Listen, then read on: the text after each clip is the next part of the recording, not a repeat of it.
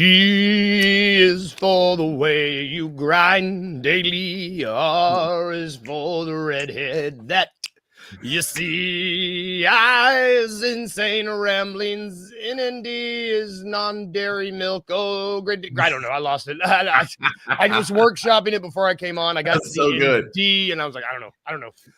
Welcome to the Daily Grind. If you couldn't tell by that beautiful tune, I am your host, Luke Hatmaker. Happy Valentine's Day. Happy birthday to my little brother. I say little, he's 6'5", 100 pounds on me. He out masculines me in every way. I know he's not watching, but happy birthday, brother. Happy Valentine's Day, Rusty. How are you? Yeah, happy Valentine's Day to you, yours, and everyone out there. I am good. Although I woke up this morning, there was a police car on my street. And I looked out, and it didn't have any wheels. They'd all been stolen. But don't worry, they're working tirelessly to find out who did it. Man, my favorite part is I think I know where the pun's going when you start, and I'm wrong. I'm just wrong. And it's better every time. I love it every time. I'm like, is it good? It's going to be about the sirens. No, it was about the tires. So good. So good. Well, thank you for watching, everybody. If you are over on Twitter or X, whatever it's called, jump over to YouTube. Come hang out there. We got chat. The chat's popping over there. That's where all the comments. Wayno's normally there. We got a lot going on over there. Just come and hang out with us. We're just gonna hang out. Coming out. We're jumping right into it today, y'all. It is Valentine's Day, and I decided to come up with a gimmick that makes little to no sense, but that's what this show is about. I talked to Russ yesterday, and I was like, "Hey, brother, today we're going to talk about Grizzl-tines." Now, what is a Grizzl-tine, and why does it sound so absurd, and why is it a play on Valentine? Because this is the Daily Grind. Because it's the Daily Grind is what I do, man. But a Grizzl-tine, it's a time of year. I think I did this last year on the show. I can't remember. It's where you hand out your cards to you write a little note. I remember I used to love Valentine's Day in school, where you got the little candy, you would get the like ridiculous little themed cards. It was Mine like were always Transformer themed because those were Teenage Mutant Ninja Turtles. That was your two options for me. Yeah, and it was like, who are you giving these to? Like, no other kid is gonna like this. It's really. I literally saw a tweet yesterday where somebody said, "I miss sitting in third grade figuring out which Scooby-Doo Valentine's Day card I was going to give to the kid I didn't really like."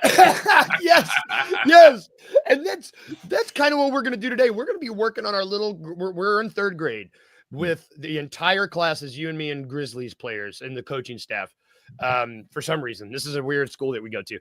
We're working on our Valentine's cards, and we're gonna give our Grizzl-tines out. It's the thing that we, Valentine's. It's like the thing that you want most. I want this person. I love this person so much. I want this person to know how much I care about them. Like, what do you want most to happen over this break? Because we ended I guess we're heading into this break on a bit of a dud.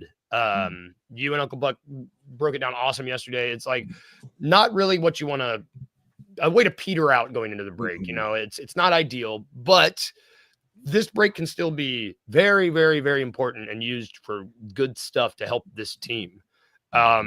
What is your biggest Grizzl-tine? And you can give me as many Grizzl-tines as you want. I don't know if this is a 12-pack, an 8-pack. Yeah. But if you just want to give me like your one big one, like your biggest want to happen over the break, what would you like to see from this team? Because I know mine. Yeah. I mean, I've got a few, probably 3 or 4. I think my biggest one is I don't want Jaren to cool off, right? He had a couple of rough games leading up to the All-Star break. I think 2 things there. One, teams kind of figured out, hey, we can just double team him all night long. And Ja in the Clipper game probably led to that. 2 of his worst games leading up to the All-Star break. I don't think he's cooling off. I don't think teams are solving the puzzle. Like, I don't think they're going to keep him down long just because his bag is so deep. But I want Jaren to not cool off coming out of the All-Star break. Man, that's such a. And I don't know, I don't know whatever reason. Cooling off for Jaren is still dude is still hooping. I mean, he was on the MVP. He showed up in the top 7 on the MVP ladder this past year. Like, it's pretty wild. And I do think that Ja being out, it's like you said, that seems to contribute. But the last thing, and maybe he was taking his foot off the gas why would he take his foot off the gas for the All-Star game? That doesn't make any sense. I genuinely think it was teams were like, you know what? Like the Suns and the Clips were like, you know what? Screw it. We're going to throw everything we have at Jaren and make somebody else beat us. And we were able to do that against the Suns. Desmond Bane tried to do that against the Clippers, but we just kind of ran out of gas. If you didn't see that as a scheduled loss, like there's not much to take out of that. But I just genuinely think like Jaren is still going to be hooping when he comes back. It was just 2 off nights. Yeah. Well, I mean, yeah, and we should, for the first time ever, I think I saw this from you. Jaren is over Ja in 2K. In 2K for the first time, yeah. Pretty wild. I don't think he is currently the best Grizzly in NBA 2K at 91 overall. Man, that's pretty wild. I just don't think in any world, if you just you're casual person, if they were like, hey, who's the highest rated Grizzlies player? I think my like sister-in-law would be like, oh yeah, Ja Morant. Yeah, that's not how you sound if you're listening.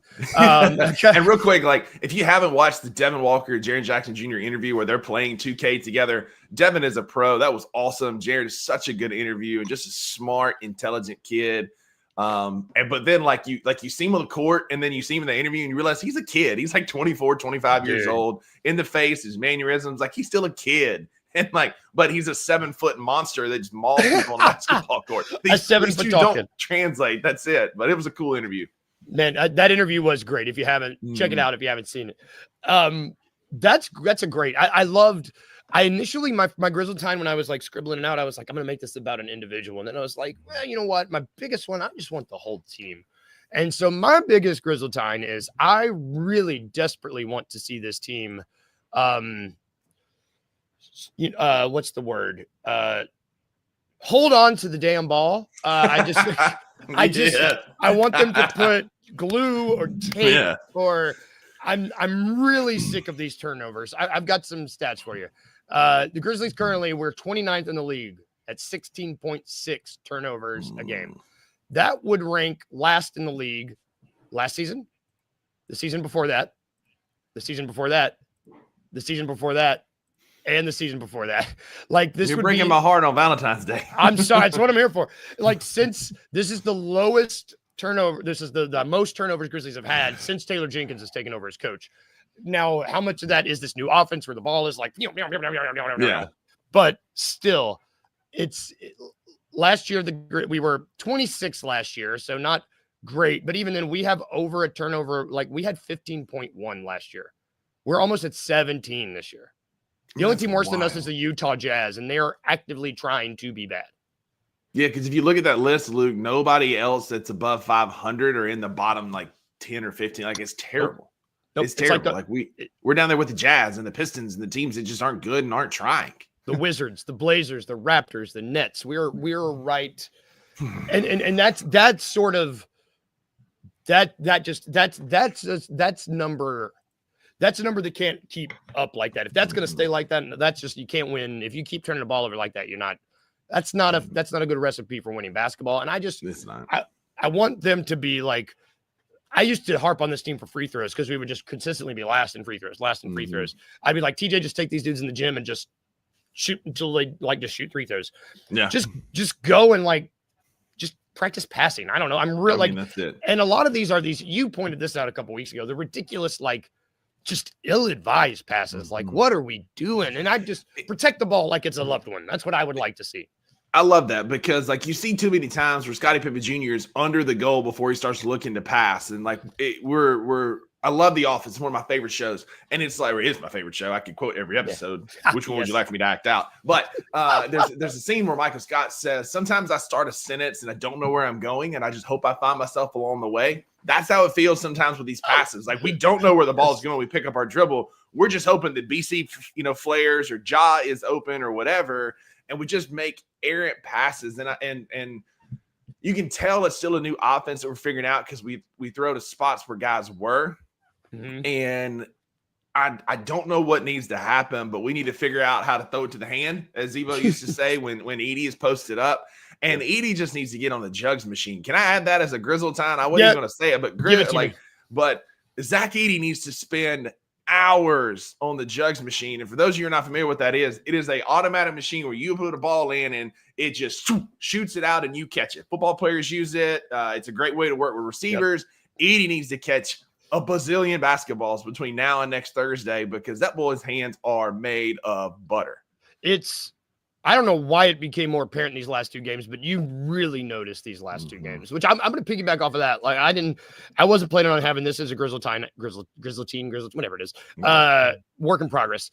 I really don't want to see the other rookie, Jalen Wells, cool off. Not cool off, but I really don't want to see his confidence get shaken because inevitably it does feel like he will initially maybe not lose his starting spot, but his minutes are going to shrink with the re-emergence of Vince Williams Jr.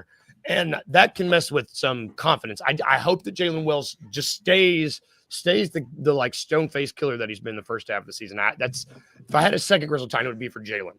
Yeah, and mine is kind of maybe in direct opposition to yours. Okay. Yeah, give it to me. I love Jalen. You know, I've been high on Jalen since the draft. I was one of the first ones to come around on Jalen, and I love Jalen Wells. My Grizzl-tine is they are figuring out how to start Vince Williams Jr. at the 3. I love Vince's chaos and what he brings, and like I understand why he's great off the bench, and Jalen's been awesome. He's hit the rookie wall, and if they start Jalen, I'm not going to be mad. I'm not disloyal to Jalen. We've got a good problem. I just think Vince is going to be our starting 3 in the playoffs because he's that agent of chaos that Tony Allen was. And I just see him starting. Now, Jalen's going to get a ton of run, and that's where a lot of casuals get tripped up on Twitter with other conversations like we were having about Desmond Bane. It's not that they're going to get less minutes. Like, just because you start doesn't mean you're getting all the minutes. So if Jalen continues to start and Vince comes off the bench, that's fine. I just think that jolt of energy that we get from Vince is needed sometimes to start games, because we all know we can be a slow, sleepy starting team. Yeah. And to me, Vince's chaos and energy can help jumpstart that from the tip. You know, this team is, sometimes people's hearts get broken on Valentine's Day, and maybe that's what, and maybe Jalen's heart doesn't get broken, but Vince Williams Jr. clearly offers this team the best chance to win. And you can just there's some players it's like really hard for defense, I think, to translate when you're watching his game. Sure. His game, you see it. I would just show him. I'd be like, this is point of attack defense. This is how you play defense in the NBA. This is how, if you want to earn minutes in the NBA, play like this guy right here. And I don't have the stats and I don't have the numbers exactly, but I know any lineup with Vince in them, like I know we stumbled onto the Jaren Jaw, Dez, Santi, Vince a couple weeks ago. Like that lineup's great. Think about that Thunder game. That Thunder game last Saturday, we were getting our belt to ass beat, they put Jaren and Vince came back in at the same time late in the third quarter, and from the late in the third quarter to the early part of the fourth quarter when Vince was completely gassed and they took him out. So tired. We cut that lead from 28 to 12. It just fell apart. Yep. And him and Jaren are just so chaotic and athletic and just big on defense that lineup is going to be tough, especially you get a little bit of defense, like Desmond Bane's playing better defense this year than he ever has.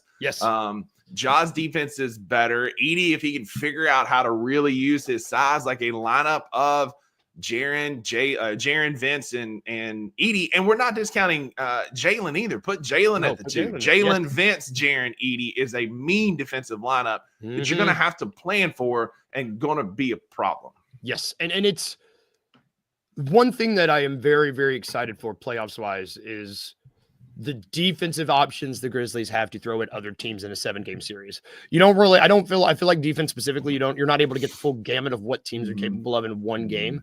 I'm excited to see that, because Vince is just the chaos agent, the chaos theory of this team that comes in, and it's like, if Vince Williams flaps his wings in Memphis, a tsunami happens in Thailand, that kind of thing. He's such a force of nature. I'm gonna put this up because girth is a word that makes me laugh. Yeah, there's a 0% chance I'm going to describe another grown man as girthy, but we do need to get in the gym and we do need some size and need to play with size. And that's all I'm going to say. Yep. I know a lot of people that like a little girth on Valentine's Day. Sorry, Daniel, you set me up for that. I agree though, because there are there's been games where dudes that aren't as big as Zach Edey are just kind of pushing his butt around. It's like, bro, come on now. You can't be doing that. I mean, Hartenstein punked him like nobody's business the other night. So Plumlee was trying to punk him some. I don't know. He needs to get on the jugs machine and he get in the weight room and then go to Rendezvous or Huey's or wherever. Golden Barbecue Corral. shop, Just eat and eat and eat. Whatever Gigi did, he needs to replicate because Gigi came back with 20 pounds of muscle. And we need to get him in the buffet and the weight room. Yep. Yes, we do. So speaking of Gigi, my last couple Grizzl-tines, there's kind of a twofold. I want to see Gigi keep going at it, keep chipping away. I mean, I don't care. Keep shooting, keep figuring out, keep shooting, keep comfortable. Luke Kennard, who? Yeah, see. Doesn't ring a bell. Have you not seen him on the team lately? Because he's not been doing much. I doesn't ring a bell. Don't know what happened to the month of January, Luke. I don't know if he's like the groundhog and saw his shadow and like jumped back in because he got spooked. I don't really know, but it's really frustrating. It is. I agree because like Drew and I talked about this yesterday on the $2 Sports Show. Like, what's so frustrating is like if I'm Taylor Jenkins, I'm telling Luke, listen, man. You're in the game. You've got 4 minutes. In those 4 minutes, if you have not taken at least 3 3-point attempts, I'm putting you on the other side of Yuki, and you're going to sit down there and think about what you've done. Like, I have zero tolerance for him out there not shooting. Now, he's been a better backup point guard and facilitator. Yes. But that's not why we pay you. You're the second leader all time in the NBA in 3-point percentage. And you're out there getting cardio. Like, I'm sorry. Like, you get that on the weekends, man. Like, when you're in the game, shoot the damn ball. Yes, man. And it's like, brother, we got Santi, we got Vince, we got Gigi. We got 3 guys out here that ain't afraid to put that sucker up. And like, yes, thank you for doing what you might need to do. And thank you for running good point. I really do appreciate it. That's not what we need you here for. Exactly. I got one last Grizzl-tine and I am done. And give it to me. Hold on to your butts, as Samuel L. Jackson was famously said. I hope y'all are sitting down because I want Taylor Jenkins to continue what he's been doing with the rotations. Like, I like that they've been a little bit shrunk. I like that he's starting to run our guys a little bit more. We're Dez and Jay and Jaren are getting more run, more minutes. There's things that we can work on, Taylor. Like, it's not perfect, it's going small ball. Sometimes we don't need to. Like, there's still a lot of minutes where we're kind of figuring it out when the other team's got their starters out there. But I do appreciate how it feels like he's starting to shrink the lineup and execute a little bit better in his rotation. So I'm not a total curmudgeon. Like, again, like, I can say nice things about Taylor Jenkins. I know that's wild for some of y'all, but that's a good way to end our Grizzl-tine. And we will give TJ his flowers on this Grizzl-tine day because I agree with you. It's like cool. You can almost see it. It's like he's playing his guys. Oh, this one went into foul trouble. He's forced to play that extra guy, but he doesn't want to. It's been really good. Keep doing what you're doing, Taylor, but like 90% of what you're doing because there's room for a little bit of growth. Just a little bit. We hope the team has a great Grizzl-tine and a great week. They're going to be having a good week off. Hopefully they're able to get right if they need to get right. There are going to be 3 dudes who will not be having the full break because Tripp, Jalen, and Zach Edey will be performing in the All-Star game this weekend, the festivities. Trying to look at the schedule. What is tonight? The Rising Stars Challenge is tonight, right? Yep. So we'll get to see Jalen and Zach play tonight.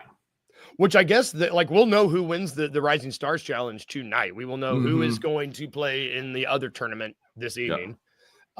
Tomorrow we've got. Tomorrow is the skills challenge, 3-point game, 3-point challenge, and the slam dunk contest. Correct? Yeah. The 3-point contest has got my attention more than the dunk contest. They've at least got some shooters. The dunk contest, I just don't care. I don't care. Don't care at all. I'm not going to be. I feel this. I just really probably not going to be tuned into that. The 3-point challenge. We've got Cade Cunningham, Jalen Brunson, Darius Garland, Tyler Hero, Norman Powell, Dame Lillard, Cam Johnson, Buddy Hield. That's pretty solid field. I get it. I also am not excited about the skills challenge because there's been some good stuff there. Like Derrick Rose, if you watched the show yesterday morning, won 3 in a row, 2011, 2012, 2013. We've had Scotty Barnes out there in this, putting on an absolute show, not beating a single allegation. But we've got Team Cavs, which will be pretty good. Donovan Mitchell, Evan Mobley, the Rooks, Risha Shea, Alex Sarr, the Spurs, Chris Paul and Wemby, and then Team Warriors, which I could care less about, Draymond and Moses Moody. Is that just because they're the host city? Is that probably? Why? It's like you host, you get to put two guys out there, and they looked across this lineup and said, you know what they need? Draymond and Moses Moody. It's the most uninspiring. It is, man. I don't know what we're doing. I was like, man, really? I'm not I get the Spurs team and I get the Cavs team. I'm just the Rooks. I'm like, oh man, you literally just picked 1 and 2, didn't you? You're like, wouldn't it have been better if you picked like the 2 rookies on the Grizzlies team that are doing really good? I don't know. I don't know. Or like Stephon Castle, that's been pretty good for the Spurs. I mean, there's some other good options out there. Which I don't know. It's not enough that's going to make me tune in tomorrow night.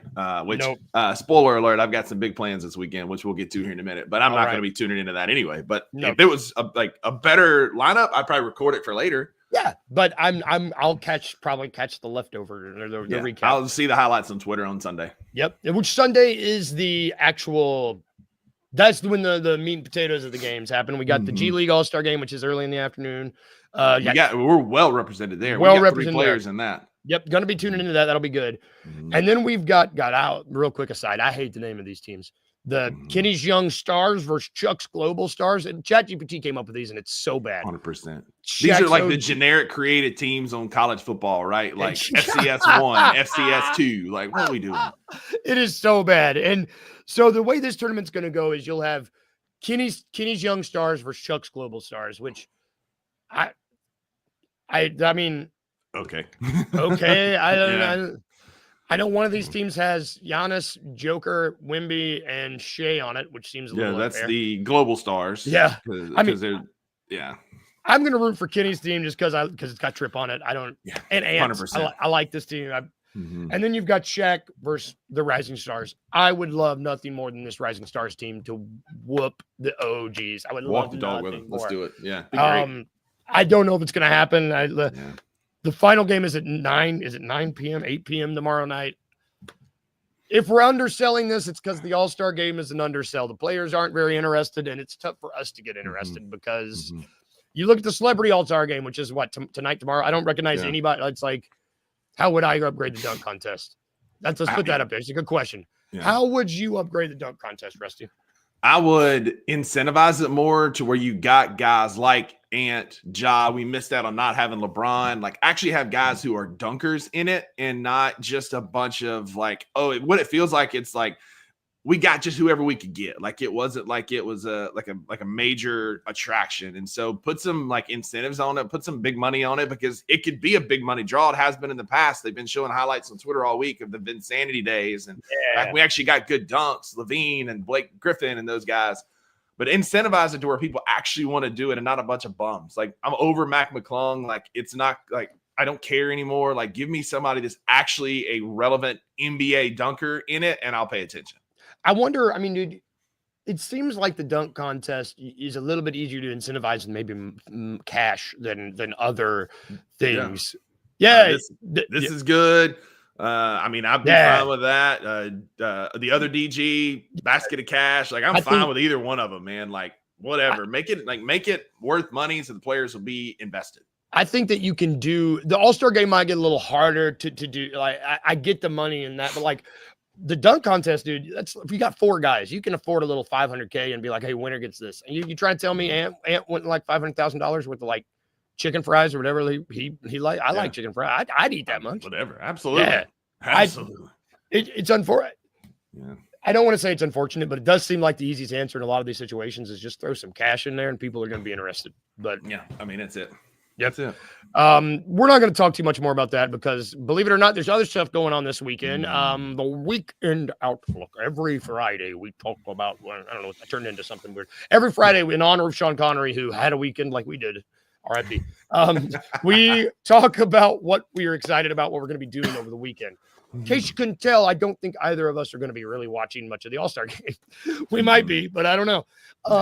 I could go first. So my brother's birthday is today, and my mom's birthday is on Monday. And my siblings, there's 4 of us. We're surprising her on Sunday. We're driving in and we're having a little just a little birthday dinner for her. And I'm really excited. We all 4 of us don't really get together unless it's like holidays. And I like my siblings, you know, we're all grown and we all get along, and it's just fun. It's a good time. So I'm just going to be having some family time, some travel time. Love that. So hopefully it's double. I'm going to complain about the weather because it's cold and I hate the groundhog. I blame that groundhog for seeing a shadow. I'm not excited for driving in the cold, but it'll still be a good trip. Yeah, I love that, man. That's awesome. So first, I want to wish a happy Valentine's Day to one Jenny Gann. She is watching from Ripley, Mississippi, and she FaceTimed me just a few minutes ago. I couldn't answer because I'm on the air, darling, but happy Valentine's Day from Uncle Buckets. Love you, baby. Aww. And yeah, so this weekend, man, like, you know that feeling, Luke, when you've had just a really hard day, work's just beating you up, you're tired, you come dragging home, and then you plop down in your favorite chair, recliner, couch, and it's just that, like, that feeling? Yeah. That's Maggie for me. And we have been together a whole year tomorrow. Like, she deserves a Presidential Medal of Freedom, like whatever I can get, like accolades for her. It's been, it's been a long time, but I'm grateful that, when you find that person, I'm very grateful that I found mine. And so we're going to celebrate all weekend long. Tonight we're cooking and hanging out. And then tomorrow, because if you know us, we love escape rooms. We're doing an escape room tomorrow afternoon. We got dinner tomorrow night out. And so, yeah, just celebrating us and her, especially, again, for having to put up with me. And I'm just very grateful for the last year and excited to celebrate that this weekend for sure. Man, that's the sweetest thing I've ever heard, by the way. The like, there's some, once you get like past 35, you just kind of get like, man, I don't know if that person's that, and you're just kind of like, okay, whatever. I'm just going to deal with the rest of my life as an old cantankerous man. And then you find the person, you're like, it's just like we always say, like I could find, like, I don't know. I've been looking for him like my whole life, and I feel like I can find her in a dark room with my eyes closed. Just like feels like just the right fit. It just works. It took 37 years and a lot of buffoonery and hard times or whatever, but it makes every one of them worth it because, like, she's fantastic. And I talk about her here a lot on the show, and I'm sure I'll get grief in the group chats for this today. Not but for me. Not for me. Very, very humbled and grateful this morning for her, for sure. We're going to end the episode on that note. We're going to dedicate this episode to our Valentines. That's right. We got Maggie and Kyla. Thank you, guys. We love you. Thanks both. for putting up with us. Thanks. Absolutely. It's not easy. We yell early. It's early. Yeah. Thank you. Everybody, have a good weekend. Enjoy your Valentine's Day. Go tell your people you love them. It's important. Yeah. Don't watch. I mean, you can watch the All-Star game if you want, but that's not if you want. If you want, go tell your Valentines you love them. Mm-hmm. Have a good weekend. Take care of yourselves. If we can leave you with anything, like we usually do, remember these 2 things. Remember to be a little weird, just a little bit weird, and remember to smile, guys. Remember to smile. Have a good day, everyone. Happy Valentine's Day. We'll see you all on Monday.